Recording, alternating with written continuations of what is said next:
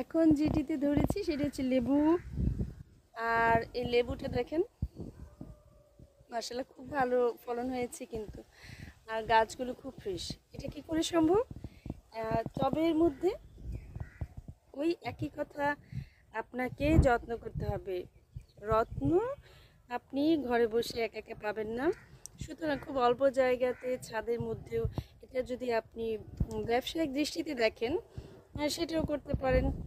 আমরা সাধারণত জানি যে মাশাআল্লাহ লেবু কিন্তু অনেক ফলন হয়ে থাকে, আর এটার চাহিদা 12 মাস।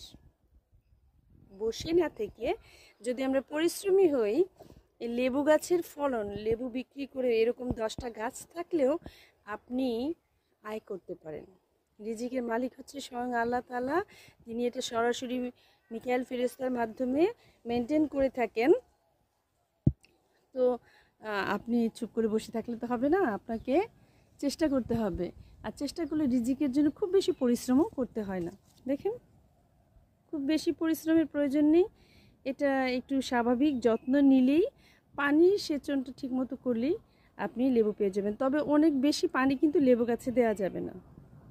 অনেক বেশি পানি দিলে কিন্তু লেবু গাছের গোড়া পচে যায়, লেবু গাছটা নষ্ট হয়ে যায়।